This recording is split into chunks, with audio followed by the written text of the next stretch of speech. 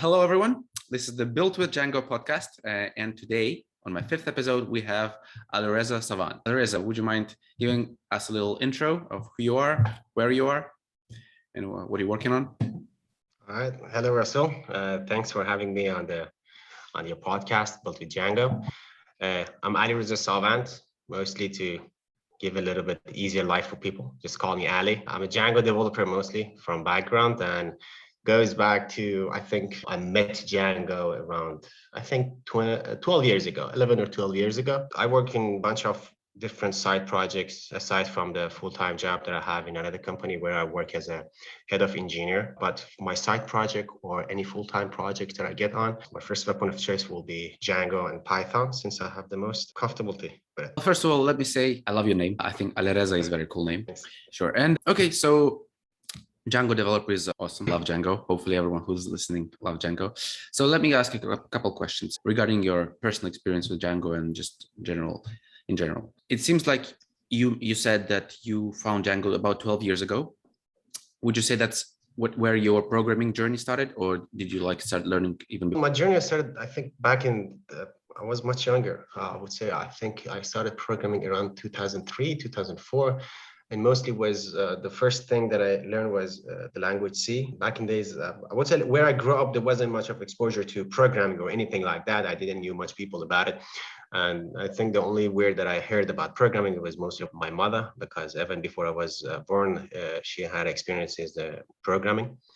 But when I got exposure to it, so I learned the first language was C. And then I found out about other languages, Visual Basic, .NET. .NET wasn't that time. I think I just found out the Visual Basic Studio or something that it could build forms, but I wasn't really interested in UI languages. I really, all the time I liked regarding building things. Now we call it backend. That time there was no name for it. Backend, it was just console programs that would call it. But I got interested in web development when I first made my first blog. It was a blogging engine back time. I forgot the name. It was an Iranian one. I don't know if it exists or not yet. So I created my blog. But the thing is that in my back of my head, I said, I want to know how this thing works actually. How come I can make so many blogs on the same website? And that was a thing in my head. Then later I got pursued in a bunch of other things. I learned HTML, CSS. So by the time I think I got to Django, I got introduced to web development. Well, the usual gang, HTML was back then. There was no such a thing. It was, but no such thing of, fancy Ajax or I don't know, JavaScript or SPA or something like that. It didn't exist back then. You could get an email, as far as I know. I wasn't aware of any American hosted or AT&T or other companies that would provide, or Yahoo blogs. So the only email that I got, I think it had an inbox of, I think 100 kilobytes or something. It could hold maybe, I think 10 emails maximum. But so I got introduced to it. So HTML, JavaScript stuff, a little bit of JavaScript was a weird thing. People create this tiny snow effects on the pages with it. Yeah. So I said, who's going to use that anyway? But then I got to, I think ASP was it? I was Windows. You could find so many things around it. So ASP was the first one. Then I started PHP. I dealt with PHP. I learned, I think, Zen framework, played a little while with it, and a bunch of other tiny frameworks. I got my first actual project, commercial project, that I was able to sell it to a client or get from client was Ruby on Rails. I think it was back in 2007, 2008, if I'm not mistaken. I built a diabetic clinic application for managing their patients. So that was it. But to be honest, the thing that really got me excited about looking forward to find another thing, it wasn't that I was tired of what kind of tools I was using. I was tired of the way that things works. For example, if you look at something like Zen framework in a PHP, it's just so much OOP in it. Everything is like they copy Java enterprise solutions and they try to shovel it into something like Zen framework. And then there was other frameworks, tiny frameworks, that you had to do so many things, and you wouldn't know, is it still working or not? And then once you got it working, you wouldn't know what you did actually. I wouldn't say those things were bad. I would say I didn't have a good amount of experience in programming or computer science, because my field of study back in school and later, even in the beginning of the college, was math and physics, but I didn't have anything computer science specific. So I would say my lack of computer science knowledge could cause me these things to be lost in it. But however, those old things completely went vanished when I got introduced, when I found Django, and especially their, I think, their documentation. Everything was clear. And when I got things, it made sense to me. I'm not saying that Django is best for everything. The thing is, when I found it, it made sense. Everything was in a place. Yeah, there was a like view, model, template, whatever.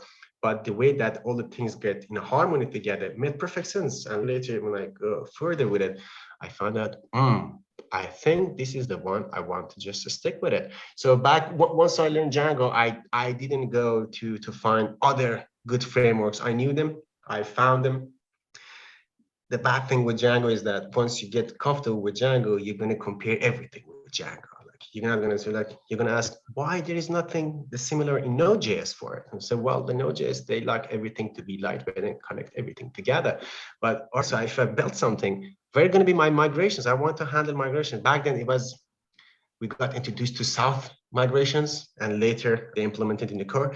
And you were all right, how I'm going to handle the migrations. I don't want to run SQL on the production or do those things whenever I change something. So this framework doesn't have it. Where's the session handling? Oh, where's the authentication actually? I cannot find anything that the way that authentication is being given in the Django. So it becomes actually a little bit difficult once you get comfortable. I think it's in any tools, once you get comfortable, you cannot move easily to something else because you're always going to compare it.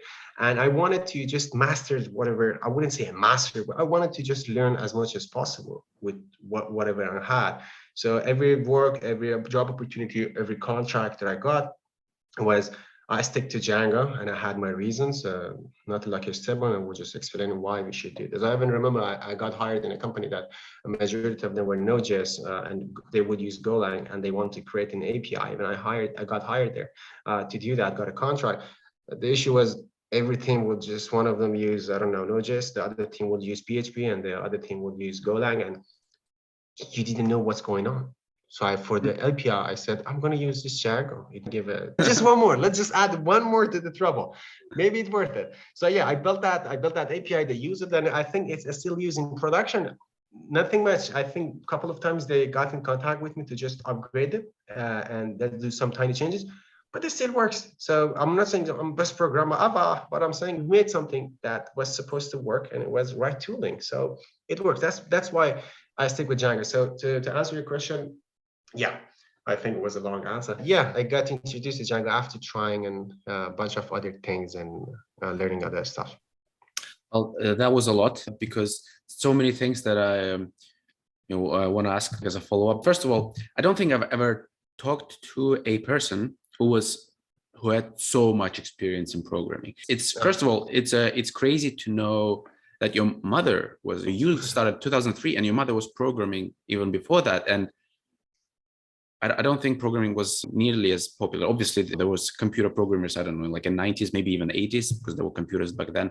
But still, the number of people was so small. If you don't mind me asking, what did she do? What's kind of So I born in 92, and she was doing programming before I was born. So I would say, I think, beginning of 90. If I'm not mistaken, the language was BASIC. And she, I think, was getting prepared to work in banking systems or railways. I never got to understand which specific industry, but I knew that was. And I think that the thing is, back then I didn't know. When I got this information about her, it was when I was already 5 or 6 years into programming, and then it was mentioned to me. It wasn't so, because I think the time that she was pregnant on me, she stopped doing that, so she got to raising me or the family. She just chose the family over the work, and that happened. But yeah, it was basic as far as I know, the language basic, and she was meant to get either it was banking systems or the railway system. I'm not sure which one exactly, but it was one of them, one of those things. That's pretty cool. I think actually QBasic was one of the first languages that I was introduced to. It was like in middle school in Russia, and they taught us to do some basic and we built like a game. And I often hear people, if I talk to someone who's into web development, or even not talk, but just see like their Twitter feed or something, usually the story goes like this: like when I was a kid, someone showed me how to make a website, or I would really want to make a website. And then once I did it, I was hooked, and then I'm making websites for the rest of my life. And I always find that, well, not weird, but just I cannot never agree with it, because first, like when I was a kid, I got introduced to QBasic. It was fun. We built an actual game, but I didn't get hooked. Then later on in high school, they taught us how to build a website with HTML and CSS or JavaScript back then. And I thought it was fun, but it didn't stick with me. And not only then in university, I was doing economics and mathematics, and I really needed to learn how to do data analysis with computer programming, with programming language. And then I chose Python. And then later, when I was like having issues finding a job, I was like, okay, I need to make a website. And then I tried some static website. I can't remember what the name is. The one that uses Ruby. I don't remember. That doesn't matter. And then, okay, maybe I need to do something else, because I got introduced to in the hackers community. On top of building a website, maybe I can do something else. That's when I got into Django. And when I tried it, then I fell in love. It was very cool. But it was 2019 or 2020. And when you started with Django, I think it's a completely different world. Like you mentioned South migrations. I never had to touch South migrations. I know people, like when I have issues with Django, I search. And like, for example, migrations is probably one of the biggest things that people have issues with. When I search, like some questions on Stack Overflow are from like 10 years ago, like with South, and I'm like, I'm so glad I'd never had to encounter that. So you were like one of the first users, I imagine. I'm not sure actually when first introduced into the world. I need to learn, because I built with Django. I think, if I'm not mistaken, I think Django was first. Was it 2006 or 2007 or something like that? 2006, I think somewhere around that, the Django came in, was published. Was it 2005? Something along that line. So I got introduced to Django 2007, 2008, if I'm not mistaken. And yeah, to be honest, sometimes I see a project and they have this legacy or backward compatibility with South. They will have a South folder where the migration is in. So later, once the Django itself got the support for migration, all this migration was in the South. So we'll see. I said, I feel a little bit old now. Look at it. I'm sorry. This package is that time. No, it's pretty good. You don't feel old when you're actually getting something to get good at it. If you make your point on it and you decide that, hey, I want to get good at this. If I want to spend my time, I rather to spend my time on this. So I'm going to get good. If I just want to go and who wrote it? I think it was Joel on software. Joel is that he said programmers are like birds that they see shiny things and they jump on it and just get distracted. I noticed that when I was jumping around things, I noticed that when I found that the first time that the Golang came in, it was really a boom. It was simplicity, everything. Google built it. Can you believe it? Google built it. We're going to use that. I thought I was getting in misdirection. It's good. Trying things, learning things. I know Golang, I built a bunch of projects, but I never actually wanted to put everything aside. And now it's a new thing. Every cool kid using Golang, let's use Golang, because the next thing that came out was Rustlang. Should I go and get a master of that? It's impossible. So I keep myself to be busy most of the time with Python and Django, all these things. Some people call it's a dying language. It's boring. It doesn't run on multi-cores. It just it's worth to one CPU core. So your whole system is wasted. I'm fine. I don't care. I mean, I'm not building a rocket. I'm not building something that is so performance sensitive. If I want to do that, I can use some C. There's a bunch of better libraries. All this machine learning and data crunching libraries that exist, they leveraging Fortran or C and a bunch of other things, and they make a binary. The thing is, I just want to get things done. Once this performance became a thing, I'm going to deal with it. But I have no idea if my project even got to be used by 10 people. Or I'm going to be just myself. So it lets me to create things, boilerplate, and build MVP as quick as possible, get it out, talk with the clients or whoever that is responsible for the project of myself, and that's it. If it's slow, if it's scaling, sure. I'm happy to my project to have scaling issue. That's a wonderful issue. We're gonna solve it. That's fine.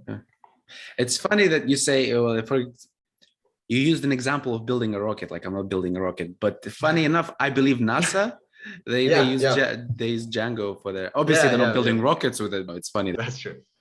So I think Django is fine for building rockets as well. Yeah, of course.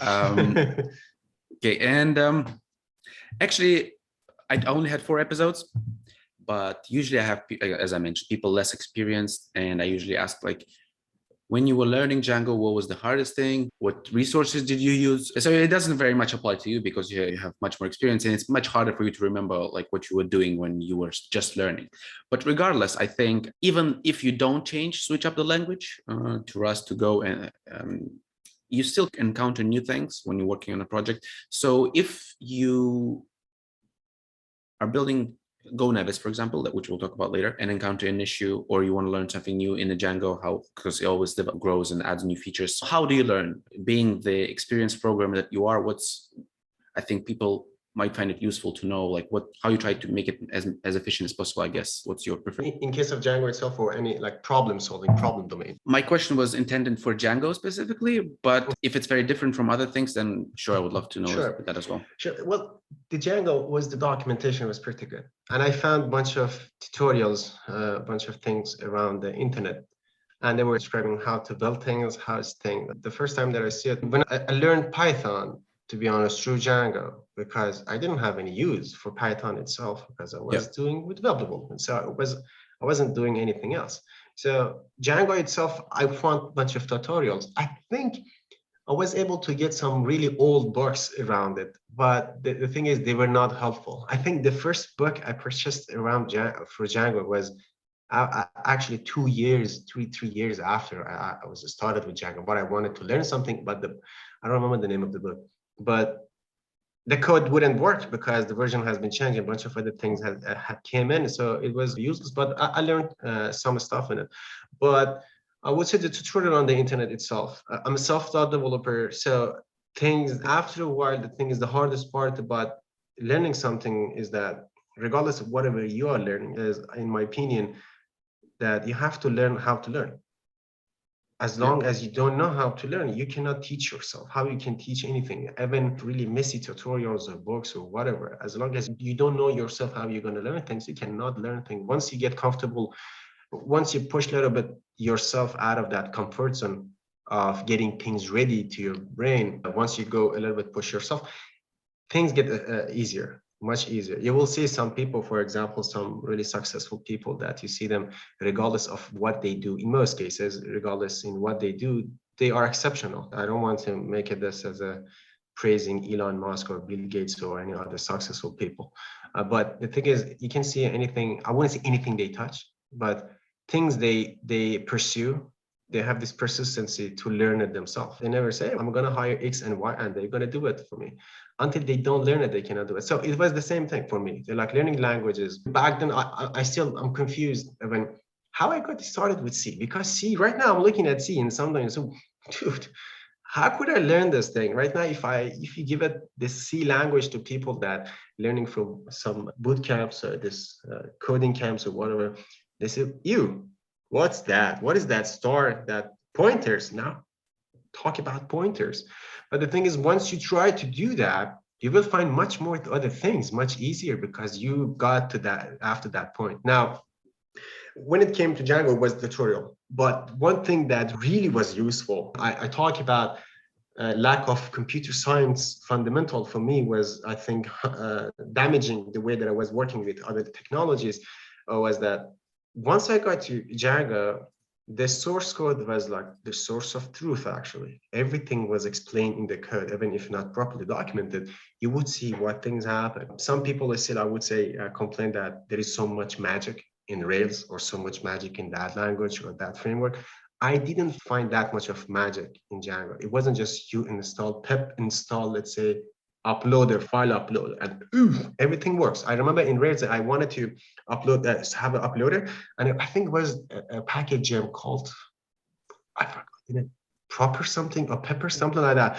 You would install it and put a template tag or something, and it works. Everything was working like magic. I could do that like the whole day, but it came to the point that I wanted to change it. I wanted to show a tiny progress bar somewhere around the code, and I had no idea how. I didn't know how it's going to be possible. I was confused where the file is actually going to go, how they are attached to my actual model, and I couldn't find it. But in Django, it was easy. Where the file is, just find the class, see the source code, everything is there. And the thing is, Django will make you suffer sometimes because it's not going to take care of much for you. You have to take care of it. It's just going to have some constraints here's the path that I'm going to let you to deal with. For example, you can see in Django, for admin files, you have to put it in admins.py. Models is models, views is views, right? So it tells you, or settings, it's settings. There are a bunch of things that tells you where to put them and how you behave as, it's an opinionated framework. So some other people, based on their experience, have decided that it's better for you to deal with that, right? Or the authentication is supposed to be like that, or migration is supposed to be like that.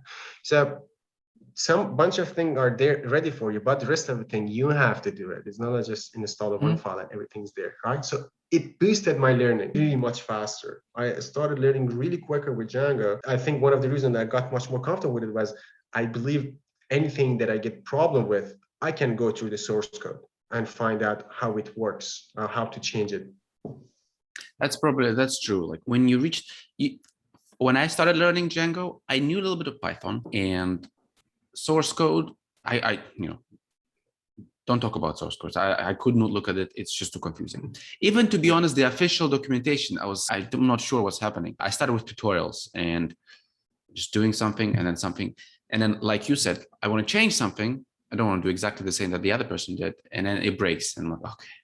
And then I have to find how it works. I usually know very helpful people on Stack Overflow help. And then bit by bit, I learn and learn. And then when I search for something, I get on Google or DuckDuckGo, the first result usually what I get is the official docs or the official Django website.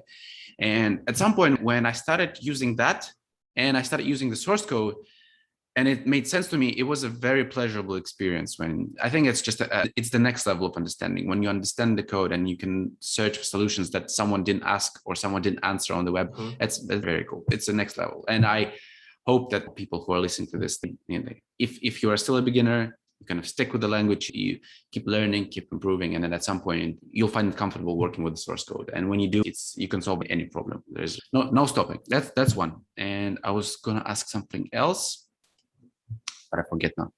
I spoke too much. I was gonna ask if you were self-taught, or it sounds like you're self-taught, or you have any official learning in university or anything like that. But no, I was self-taught. Completely. Okay. To extend on that is that to a time through my struggling to find out how to learn language, even though I was trying to learn C, I got interested. I wanted to learn something that I had access to resources, right? Now I found a book called The Translation Would Be the Java Reference. And that book was really big, like really big. I'm not sure how many pages, but I'm pretty sure more than 600 pages. And I got that. It wasn't like how to do things. It was just a reference, like talking about Java, and that's it. And to be honest, I started like completely freaking out. What the hell is programming actually? If a language is supposed to have 600 pages and just talk about the language is a novel, so what else I have to learn? Because I didn't learn anything from this. So I tried to find some institutes to teach on anything, and I went there and they were completely teaching some really weird things, like mostly it was like IT and stuff like that, nothing specifically on the language. And I think I found that there was an institute that they had a course and they would talk about how to implement a warehouse management system. The course language was Delphi, Pascal or Delphi, one of these things, and I had no idea like what I'm going to, so it was a little bit difficult. So yeah, I took it upon myself that I have to learn, and I went completely in a non-academic way, or to just be self-taught. Yeah, you don't get overloaded with the official stuff. You just do what you need to do, and that's it. Yeah. Let's talk about GoNevis. So GoNevis is the project that you have on Built with Django. It's I think it's one of your projects. You have many, but I think it's one of your mains. So fun fact is that you submitted the project last year. So you're gone by and we're having an interview about it right now. Blog is something that is very hello world-like right now in the web. So before, when you're trying a new language, you usually have an exercise of doing some sort of hello world, like print statement. Right now, when you learn web dev, a lot of the times it's either like a personal website, let's build a personal website, or let's build a blog. So why did you decide to build a blogging platform rather? Sorry. And yeah, let's start with that. Like, why you decided to do that? All right. The reason of GoNevis as a blogging platform, as you said, yeah, the new Hello World is building a blog right now. So the reason to start GoNevis or attempting to it, in the beginning, before I get into programming, I had a personal blog. I was writing. Later, I got much more interested because even though I was a math and physics student, even before high school, I was mostly in math. You could call me a dork, some kind of that, not getting along with many people. But one thing I was really interested in for me was writing myself. I had a school newspaper for a while, a couple of years, where I wrong say or something. So I was comfortable with writing. Now, my first exposure to internet was writing on a personal blog or this kind of. Going forward, I think I started also using Blogspot, blogger.com, which is owned by Google now. And back then, I had so many. I think the maximum amount of followers that time I had, I think it was like 9,000 people. 9,000 people. It wasn't like you see someone on Twitter suddenly have 500K people by just writing 2 lines stuff. That back then, finding people interested in you was really achievement. And I really liked it. I would write short stuff, long stuff, teasing with my audience. Like, cool, as you can see, I called them my audience. So it was a really achievement, and it was a joy. I would follow other blogs. I would go with them. There was no social kind of platform that people write on a timeline. There was a bunch of blogs I was really interested. So I remember still, I would go every day on their blog. It was like there was like 50 or 60 or sometimes less or more of these blogs that those were my internet. It was my internet. Right now, people go on 3 or 4 websites and that's it. That's their internet, right? Either it's Twitter, Facebook, or a bunch of other timelines.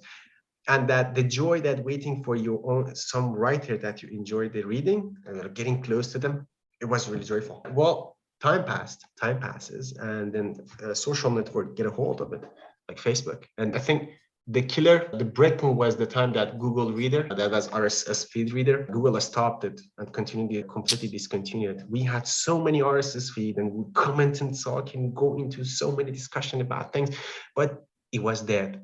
Now you had to go back and find your blogs. But where the blogs actually moved, it was either Google Plus, Facebook, discussion on the void of Twitter that no one knows where things go. Everyone shouting, everyone becomes defensive or people get offended. So there was nowhere. And now if you go to your Facebook account, you will see just an auto-generated timeline by an algorithm that shoved to your throat that read this. This is for you. Actually, we found that thing to be really interesting for you. And after a couple of clicks or following a bunch of people, you get stuck in a bubble filter of the social networks, which is let's say, if you have some kind of political view or anything, your whole timeline is that. You're not going to get out of it easily. You're not going to be exposed to something outside of your bubble, because you're just going to be the person that it's in that one. You can try it. I mean, you in Instagram feed, just click on a bunch of pictures and everything that you will see, they like that picture. That's it. I totally agree. I used to use Instagram a lot. I deleted, don't use Instagram, don't use Facebook. And I hate the AI feeds. I hate the feeds in general. And your sentiment towards that, the computer is telling you, we know what you like, and it feeds you in the feed. Yes. Feeds you. Yeah. And the premise there is that, you know what, computer, I know what I like myself. Because Google Reader, I loved Google Reader. I used Google Reader. I followed so many things, so many people, and they stopped it, and it's very annoying. And the premise of the previous point is that I know better. Let me just choose what I want, and then I'll get. But not in defense of Instagram or Facebook, because I don't like them. But it works. The AI works. It knows what you want, because people scroll for hours and hours. So it is entertaining. So the computer actually does know what your deepest desires are. But that's true. That's true. It's pretty evil, I have to say. That's true. I think that one of the platforms that I see actually gives me, I would say, has the highest rate of open links when they send me a newsletter is Quora.com, that people ask questions, and they weirdly send me things that I'm actually want to know about, and that is good. But the thing is, if I'm in a sphere of like Python or blogging and then these things that I learn on that thing or upvote or comment on it, for the rest of my life, I'm gonna just receive this digest email newsletter about that. And the thing is, the more that the people rely on these things, they lose that kind of appetite to go and discover other things. And then you're just there waiting to be feeded, right? And now here's what happens. Let's say you're gonna have a really tough time as a beginner in YouTube to grow a channel now. All these people that have millions of subscribers, they started in a different era. Now you cannot do that anymore, right? It's really difficult. You cannot grow an audience easily unless you become a master of social networking and get some courses to grow some followers on Twitter. Those big people or this algorithm will favor them than you as a creator. And the audience, they want just to get something interested and pass their time, or get in some arguments or whatever they want to pass their time. And it's fine. But when it comes to the creators, you don't have any chance. The internet, it seems to me, the social networks, they are like clapping for the big boys or big guys or big girls or whatever to push them forward. Rich getting richer, right, and poor getting poorer. So that it seems that way. Are not going to get anything. But other than that, what you said, I know what I want to see. And here's the thing: just let me see what I want to see. If I want you to show me, I can have a decision. I can choose on it. So that became the thing. So I went to the WordPress for creating my own blog. Even though I'm a programmer, I could create a blog or a static blog generator. The thing is, I really don't have a time to do that. I don't want it to go and, I don't know, Pelican or Jekyll or something and create a static. Yeah, it's cool. You're going to write in Markdown and something going to generate a blog for you. But I don't have a time. I want to just go write, publish it, and goodbye. If I want to have a picture uploading, commenting, I want to be there. So I choose WordPress or Blogger, and I didn't like it. I didn't know where my content is. I choose Medium. I started writing on Medium. I think I wrote a bunch of good articles on it, some Philippine articles. But what happens was I would just get nothing. I said, wait a minute, isn't medium.com about getting me exposure to people? What I'm seeing, I'm just writing an article. I go on LinkedIn, I go on Hacker News, I go on my social media and post it. I get people to me. But where's the promise of Medium gonna show you to your audience? Where's the audience, right? And then it was just to stop there. And some days I would see some people like, I'm gonna have some visits. I said, where this visits coming from? I don't have it. And the thing is, these people will just find you completely randomly, or sometimes say, is that a bot? Or is that just someone just messing up with things? And then I would say for 6 or 7 months or 8 months, no one having even a single visit on any articles I write. So what happens is that more clickbait things, it's true for whole internet. But the thing is, this platform, even though they promise that they're going to give you exposure, they don't. They simply don't. You have to do the work, and then you will find Medium that owns the license of your work, which is completely annoying to me. So I didn't like social stuff, social networks, or these things. I didn't want the privacy concerns I had with them. I didn't want to be another, I'm not saying my content or gold, even a tiny hello and bye. That shouldn't be there. I can own it myself. So I said, all right, let's create a blogging platform. The thing is that I like about it. I want it to be simple. I don't want it to be complicated. I don't want to have add-ons there to click, have my, I don't know, e-commerce website and a bunch of partners and a bunch of ads. I go on WordPress.com, I click and open a dashboard. There are going to be 200 kind of different records going to third-party services collecting data. I have no idea what's going to improve my experience with this, right? Now, I built GoNevis to be able to just be a blogging engine. That's it. I don't want anything else. And still, even though I have the knowledge, I mean, back in 2013, 2014, I was working on this machine learning system that would give you a recommendation of the different shops or things that the customer will buy. I was working in the company and I was seeing the whole thing, how it works. I learned a lot of things.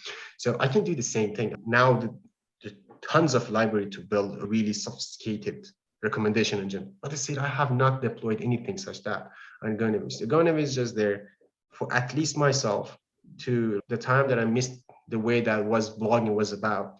A bunch of creators on it, people writing on it. People will discover you if they want to follow. They can follow and they will see you in the dashboard.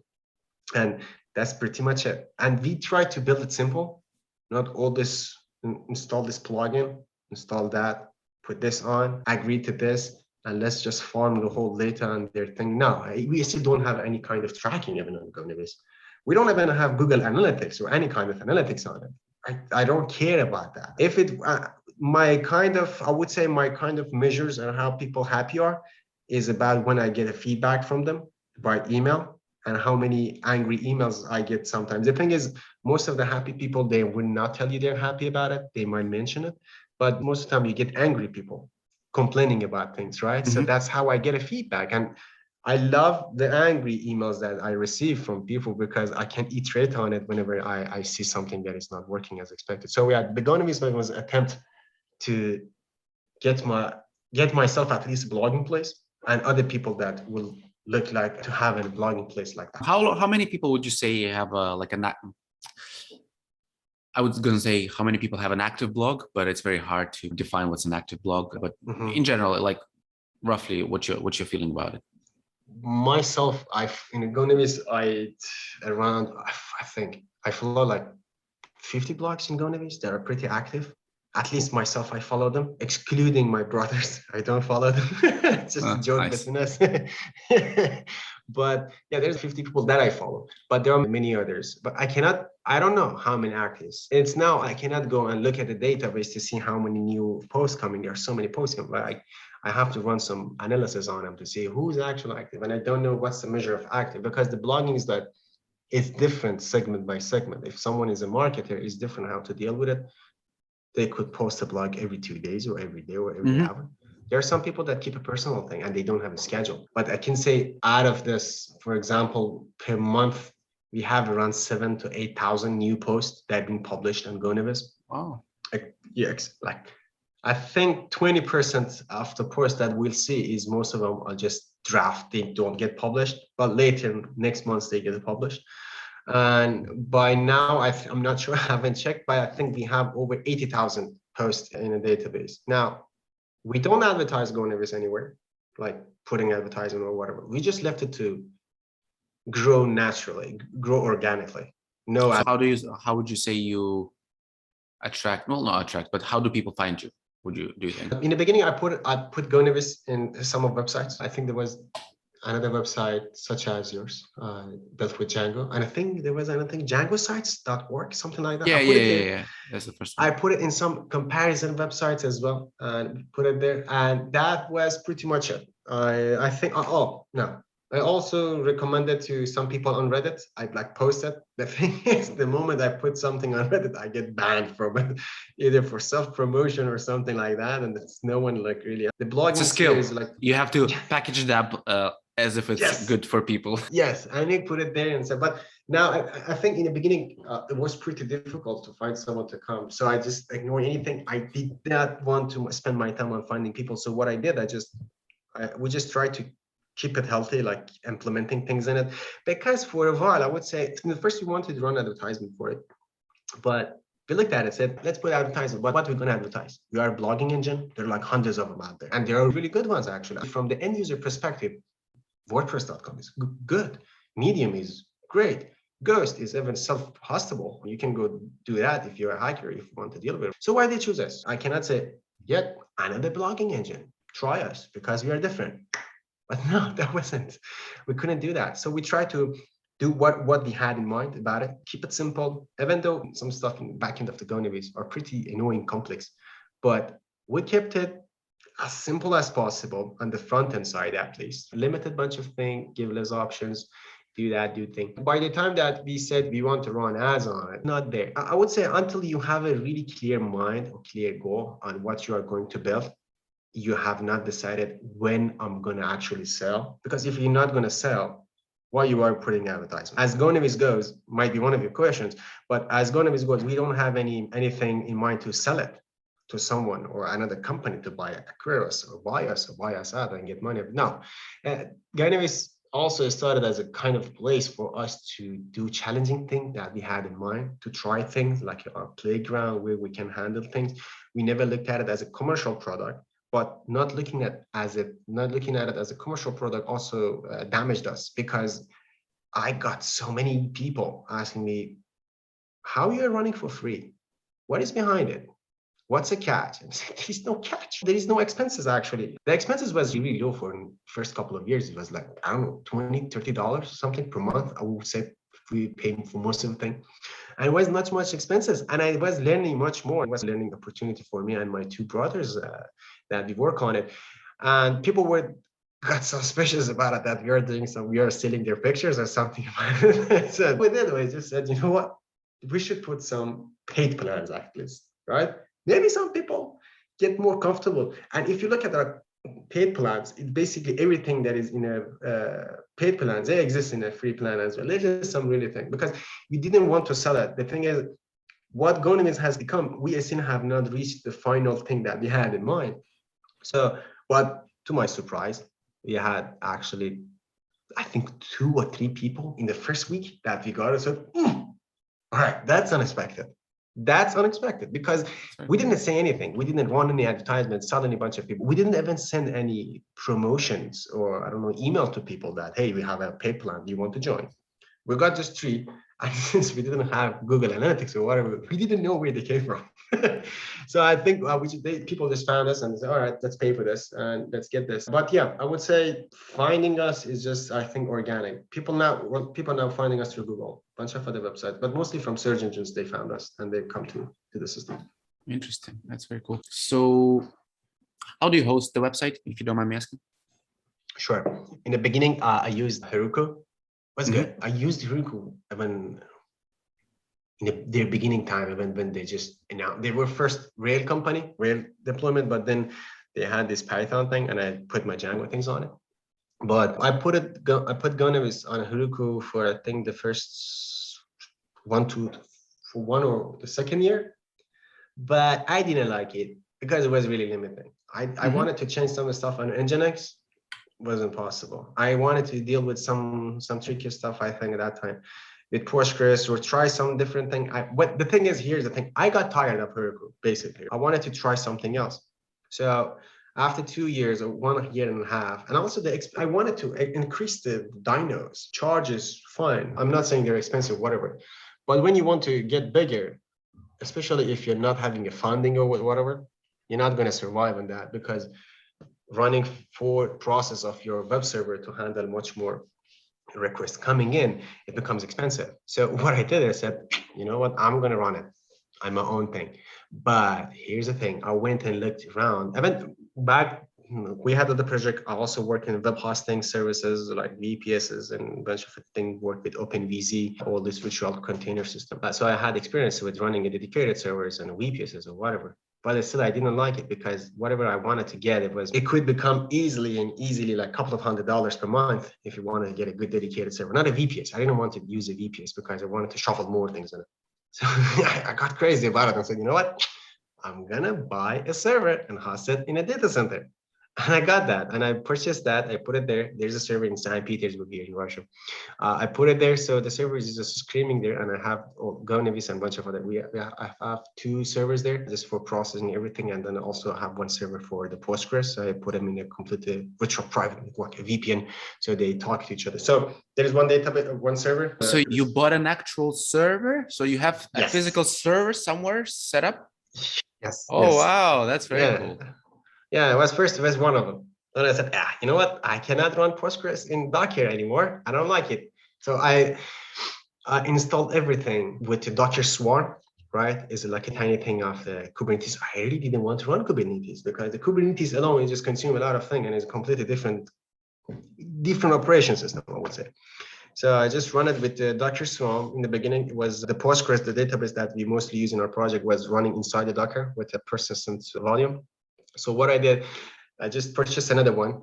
We got another one just for database, and it just uses only as a database. And we got 2 other servers there to put it there. Now there's Docker Swarm that has all these things, do the networking and everything there. And there's Nginx in front of it and load balance, and then Cloudflare sending requests there. And we have Let's Encrypt that.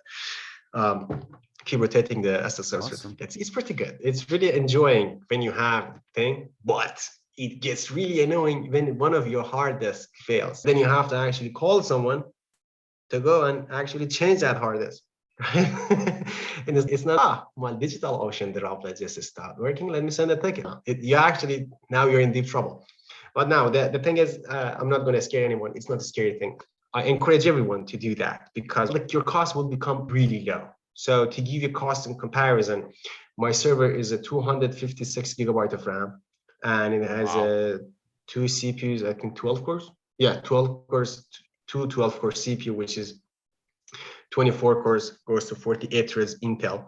And it's a HP server, HP 360. It's a kind of an old system, but it's fine. I think 5 or 6 years old, 7 years old. But the thing is, once you do co-locating, as it's called co-locating, you're only going to pay for the locating of your server in some racks, and that's it. So I'm going to give also the side of it. Each server that we are hosting there, like we have 3, we pay like $35. So now, once you clear the payment for your colo, the actual physical server that you purchased it, from there, you're going to pay a very tiny amount for whatever power usage you have, right? So it's much more economic, actually. And you can buy these servers on eBay or whatever. Sometimes you can buy good servers with 64 gigabytes ready to go for $200. Most of these companies that they have these big data centers, they dump all these things in the eBay and you can just purchase them. But I didn't purchase it on eBay. I got it from vendor here that had a partnership with HP. So I got it there and I got it on installment. So it was pretty easy to own it and just operate it. I didn't pay the whole amount in one go. It is awesome. Very quickly share my experience when I built with Django, or maybe even before that. I did hear Heroku simple way of deploying stuff. I could not figure out what was going on. What do I have to do? I was like, okay, no, go away. So what I tried is DigitalOcean Droplet, and I'm very glad that it turned out to me that I decided to go with self-hosting, because I learned a lot about servers and stuff, and I don't have any physical servers anywhere, but it was somewhat enjoyable process of setting up a Nginx server, wiring everything together, doing Let's Encrypt. It was a fun learning experience, and I certainly suggest everyone do that. It's pretty fun. And in the future, I certainly want to play. When I'm rich and I have a house and everything, I'll have a separate room for servers, for server rack, and for managing this thing. It's fun. You're having your own server and stuff. Yeah, but I have never heard of anyone actually having an actual server and hosting. That's pretty fun. That's pretty cool. Yeah, just one thing to let you know is that they are pretty loud. There's 12 fans on them and they're screaming loud. Like read, I went to that data center once to see how I went to that data center after 1 year. I didn't even see the actual servers that I purchased because it was in St. Petersburg and it was a couple of hours ago that I didn't have time, and it was also around the previous pandemic, starting the pandemic. So I didn't want to go, but I just did everything completely remotely. And after a year, I went there around, I don't know, a couple of months ago. I went there and I saw them and they were screaming just loud. And I said, God, thanks. I'm not even working in this data center. I'm just happy to see this from dashboard, from my virtual machine or whatever, but not touching them. But yeah, they're pretty fun. It's really enjoyable. Let's go back to the GoNevis platform. So you mentioned that you had, when you started with your brothers, you had an idea of what you wanted to look like, and it's not there yet. So not yet. 2 questions. How often, are you active? Is this your main project in a sense that are you actively adding features and stuff? No, it's not. Basically, I would say whenever I get a time, sometimes maybe 2 hours, 3 hours a week. We made GoNevis to be stable. Like we don't get any bug reports. We don't get any errors or anything that come. Yeah, sometimes one of the Docker images just stays alive so long, or Celery just doing these crazy things, and that's it. Or Redis not being completely able to handle the loads. But that is pretty much it. No bugs, nothing, works as expected. So we are not in rush of anything else. Now, I don't touch it because mostly 3 of us are working as a consultant on other projects full-time, I would say. So we have less time. And the thing is, I still want to think properly what's going to be next. I know what's next for it, but I want to start dealing with it when we have a proper time to sit and actually completely stab at it. I don't want to just have, you know what, we're going to just do a couple of hours today, or do a couple of hours next day. No, let's completely plan for it. That's interesting. That's cool. Let's talk about one of the features I think you added recently is a machine learning algorithm that stops from people posting spam, spam type of content. That's pretty cool. Again, at the time when I was researching, I didn't know you had such a huge amount of experience. So what I was going to ask is, because you actually posted the code, you made a blog post about it on your blog, hosted with the GoNevis. And it's very detailed. Like your blog posts are very detailed. I highly encourage people go check it out, and I'll leave a link in the show notes and stuff. I was looking at it, and it's very complicated algorithm, complicated code. So I was kind of wondering, if you build it out, oh yeah, I want to do some ML, and let's learn to do that. It's clearly it's not that way. And plus, you said that you have physics, mathematics background. I'm sure you have more experience with machine learning beforehand. And again, I wasn't sure how many users you have on GoNevis. If you say you have 80,000 blog posts hosted already. Yeah. I think it's getting hard to manually look through things and then being okay. It's impossible. I'm not saying GoNevis is big. It's pretty tiny, yeah, compared with other things. But at least for whatever it is right now, for this scale that it has, I go to the admin panel and I refresh the page, wait a couple of, I would say, minutes, and I see 10 more, right? Now, I'm not going to be around my computer to check all of them every day to see what's going on. Yeah, there are a bunch of things that goes out of hand, and later we found that, and based on that algorithm that we have and described in that blog post, we found a bunch of things that, these naughty things got in. So we just put it in the machine learning pipeline and they are taken care of. But yeah, it's getting annoying to deal with. We have like guest commenting, I would say, not guest posting, guest commenting, and the guest posting commenting. Commenting. Yeah, Yeah. it's supposed to be taken care of because now you don't need people to verify or whatever. Someone leaves a comment, it goes in a database. The other time could be another blog post. The other time we had been attacked. And these attacks, now they come, I'm happy that these kind of attacks becomes completely specific about the platform, because someone decided we're going to mess up with this system and they design a script for it. Now, the other time someone was abusing the guest commenting, and I think they thought we're going to post guest comments on these web blog posts and they're going to be all published. What they didn't know was whenever you make a guest post comment, you have to verify your email. And somehow they were able to do that as well. And then I put them just simply in shadow ban. And they also got, it's really, I would say these kind of attacks are getting really smart, to be honest. There's like someone sitting and actually trying to make a perfect attack to what purpose? To be honest, I have no idea. Sometimes, yeah, there's like scamming purposes around them.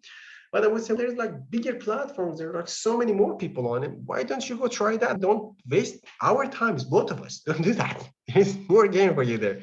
But yeah, those things. It's interesting because I already have a feature on the Built with Django where you can comment on the actual project. And I remember at some point in my programming career, 2-3 year career, when I was building, I built a form that was that anyone could fill in. I don't remember what it was for exactly, but I was surprised. I was like, I thought people will use it normally, but then a bunch of bots, a bunch of computers, or a bunch of bad people, I don't know, they just start using it. And I'm like, oh, okay. And I just removed it. I was like, oh, fuck this. No, thank you. But with this, with Built with Django, I decided to only allow no guest posting, no guest commenting. I only authorized users. And I think that kind of solves the problem for now. And I'm going to keep it that way. So I think it's fine. But for blogging, you want to have any person to write this. So it's, you can't easily solve this. So it makes sense. Yeah, one question I had about this ML algorithm is that in the blog post, you mentioned that your website is built with Django. But your machine learning algorithm to detect spam, it's Python code that you host exposed to the world with fast API. Correct. And so presumably it's separate from your Django app. You just, from like when someone submits a blog post, it sends like an API GET request or POST request to that fast API ML algorithm, goes through a little, and then it tells you it's good or it's not good or something like this. Did you have in mind, or if not, do you have in mind, because it's a separate thing, to turn it into a separate product that will allow people to use it for that kind of purpose? Have you thought about it? I have. And the thing is, that was something that I was looking at myself as well before I even implement that thing. The problem is these kind of things are pretty specific to use case. It's not like detecting nude pictures, right? That is, well, in every mind, in every people's mind, every person, the nude picture is a nude picture. But the thing is, what we have implemented here, or some kind of text analysis, is that you have to build it specifically for your own use case. What is not good for me or my platform might be completely good for other things. For example, on GoNevis, we don't allow pornography, right? Or something much nude about it. But just a second, sorry. Yeah, no worries. My cat just got out of the favorite sport that she has, so she wanted to go out. All right, so I was saying, so it's pretty use case by use case, right? So if I want to say, hey, I'm going to give it as a product, even if I can give it as a product, the thing is, no one might be able to use it because, well, in that person product or your product, you might not see the content that I get as a bad product, which is specifically better for me. But yeah, I completely agree. It can be tailored with enough abstraction to each usage, right? I would say it could make a good amount of money if you try to get a good stab at it, because it's a kind of an annoying problem to solve. And most of the startups, and I would say startups, any project, it's annoying. Imagine if you want to send email and you have to actually create your own email server. you are fine to pay someone else to send your emails. And it's true. It's so you pay for convenience. Now, the thing is, I thought about it, but the thing is, since I myself couldn't find a solution for such a simple problem, to be honest, that made me think that probably is not a good idea. If it was, maybe Google will just provide something similar. But what Google and I think Amazon, they have this machine learning system, auto machine learning, that you can upload a CSV of classification, and then it learns. The thing is, it learns based on whatever you want it to learn. Here's my bad customers and here's my good customers. You cannot say, we know bad customers, we know good customers, and we think this is good for any business, right? Now that's the thing that I couldn't think about it. But if it's possible, probably it's possible. Probably we can build something. But then you are entering in the completely a hostile territory of much bigger players that they're talking about billions now. You have to deal with that. And I'm not saying it's impossible. It's completely possible. But then you have to bear in mind that you are in a long ride. Yeah, I can imagine. You just open up to the world saying, hey, go try me. I'll deal with everyone. It's probably and stressful. If some customers come said, yeah, we have a CSV file that is like 200 gigabytes and it's completely annotated with our customers' data that we want to learn from this. And you can, I would say, dude, I don't have any network bandwidth of 100 gigabyte of your CSV to upload, let alone to just do some computation on it. That's the thing. Yeah.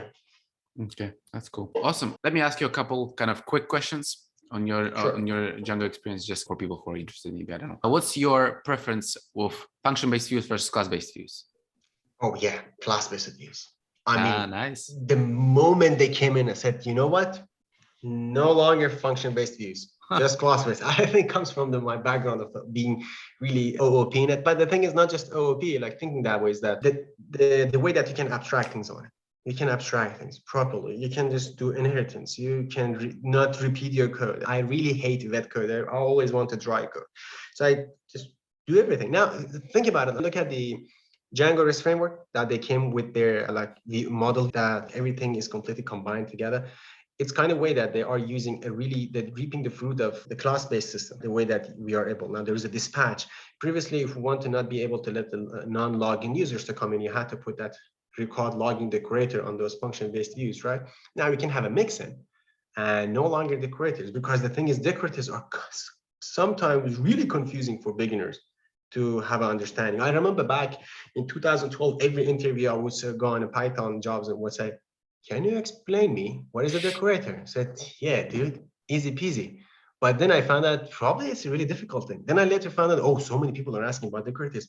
It's easy to grasp, but not for everyone. So then you have to actually use that on every function-based view that you have. And the time that you wanted someone to learn your code, it was, what is this? You had to put your bet on, I would say, no junior developers, but it's a medium level developers that they could understand this, because in any time you had to deal with another decorator and someone had to write it, either a super user, put a decorator. But now it comes to be a class-based views, everything in place, shaped properly, everything is a class. So much easier to handle. Cool. Regarding decorators, I have to say though, the fast API use of decorators is very simple. Yeah. Like it's very nice. Yeah, it's really good. Yeah. Okay, so that question interested me. Have you ever contributed to the Django code base? No, not directly. I think I haven't sent a pull request to Django REST framework. They said, you know what, someone else made a better one. But back the time there was a bird trying to find shiny new things, I had a project. It was a marketplace. It would pull data from Shopify, BigCommerce, and a bunch of other platforms. When they put it as it was like a marketplace, people could compare them. I built that with Django as well. That project is longer because so many other issues that I had. Not about the project, was legal issues that was around it that I had to take care of it. Now, back then, I got in my mind, you know what? That was what I told myself. You know what?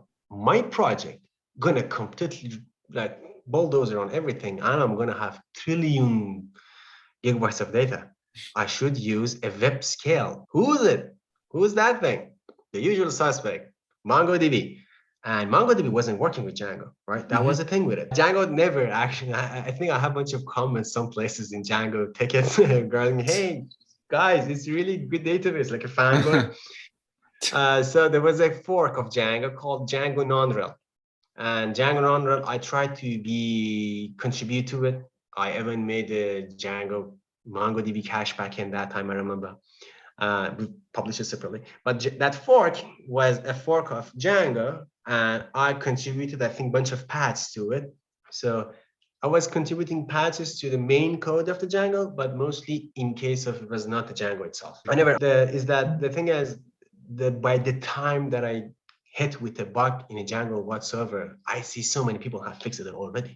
And there are much, much more capable people than me that can deal with that. And I can see some contribution. The amount of work that goes into Django code base itself, the people that governing the whole code base, the release management, keeping it healthy, the whole community around it, and all this thing is fascinating.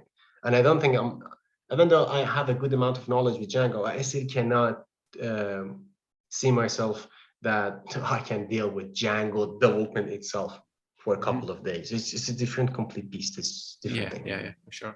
Yeah, I feel like I'm good with Django. Like when I was starting to learn, it took me a couple of days to do something. They say it's a quick framework. It's built for you to build things fast.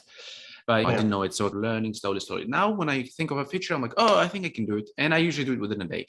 And it's very fun. But as you said, yeah, like governing and then managing the actual code base is a whole different thing. And I think, I wouldn't say it's my goal, but an aspiration at some point in my future to be good enough to be able to contribute, like not necessarily having a job as doing it, but seeing an issue and contribute. I think it's pretty cool. Can I ask for your opinion on Web3? Have you followed it, learned it? Is it something? No. Is it about crypto?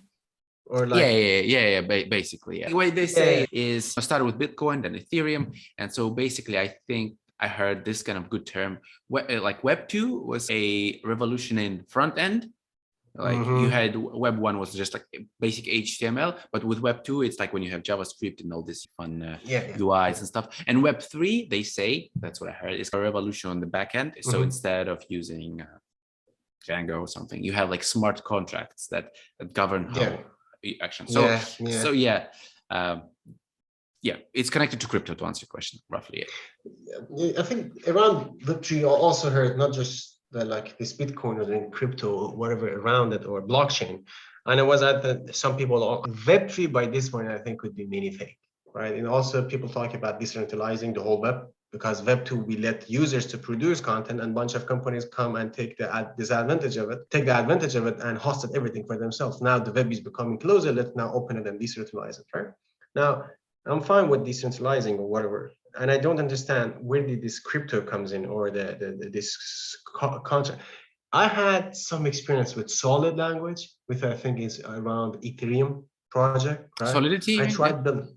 Yeah, Solidity. Is it Solidity? Yeah, I think it's I built some stuff around it. I had to install so many wallets or whatever, right? I think I felt like really old not understanding it probably. But I get back to it. I'm not sure if Web3 is going to even take off. I cannot predict it. It could be something really good, but I'm not sure about it. Think about it. The big companies that are choking the whole internet and closing it behind the wall, I don't think this kind of opinion gonna go far as long as these big players having a big foot on the ground. Unless you suddenly, for example, let's say if Google and a bunch of other big websites decided to accept Bitcoin, you would see Bitcoin skyrocketing everywhere. Or the example of IPv6. We're still on IPv4, even though IPv6 was, I think it's like 20 years ago it came in, but we heard about it recently and no one is still using it. You open a VPS with the IPv6 only without renting in the IPv4. It doesn't work most of the time. Most of your apps, most of everything cannot get connected to it, because the thing is none of the big players started going after it. If suddenly you cannot access Gmail without your router, your ISP supporting IPv6, I promise you in 1 week, everyone going to be on IPv6. So it depends. Like also Bitcoin and other technology. It's a good point. To that point, Facebook just did change their name to Meta. So I don't know what's that about. I just heard about it. I don't know anything about it, but I think that's first of all, that's their try to rebrand, because Facebook is just such an evil corporation now. Yes. And I think it's their plan to enter the metaverse, which I believe, I'm not 100% sure, but I believe it's a code word for crypto stuff. Yeah. But my question was around, like, if you said you tried it with Solidity. So you did have some kind of interest and you tried it. Yeah, All right, yeah. Sorry to drifting to something else. I think one thing that I didn't like about Solidity or whatever this thing was, if I'm not mistaken, I might be mistaken, there was like gas cost in it, that like everything that's supposed to be executed, there is a cost on it that someone has to. I didn't understand that. That's why I didn't follow with it, right? Like every contract or every action that happens, there is a cost. And I said, wait a minute, we get used to the free things on the internet. Now we have to pay actually. That's Or like true. That's submitting a true. form. So Yeah. what we're going to do that. And I remember there was a company that I worked with, the CEO of that company got back to me and asked me, hey, you know what? I have an idea to create a system with blockchain. And it was about buying stuff like a tiny marketplace that people could buy things, and it was like digitally own it. And the way that we were discussing was, it was clear that the whole idea of this product is just mentioning blockchain and just created with blockchain. Thanks God, this whole hype of blockchain is coming down. Everyone got to blockchain, like everything. I could say building a pony with a blockchain. Ooh, that's really good. Let me invest $10 million in. Yeah. So I think the hype is coming down. It was really distracting. It was really distracting, but who knows? Yeah, I think there was a research that companies with the word blockchain in the name or in their kind of title, they had better performing stocks at the time. Buy it for the word. Yeah. Now the word machine learning, I think, has gotten into place. Like everything is like a to-do list with machine learning, right? Machine learning, so yeah. We take care of your security. Machine learning, AI, ML. Just keywords. And they have some numbers like moving around with this kind of CSS. Yeah. I think that's it. I don't think I have any more questions. Thank you we spent, I think, more than an hour. So yeah. Thank you very much for such an extensive. You have a very interesting career. You have a lot of experience, and I don't think I even scratched the surface. So I would love it if maybe like in some future we could do it again. Ask something more. Oh, it was just a fun discussion. So thank you very much for joining. Thank you very much for sharing your experiences.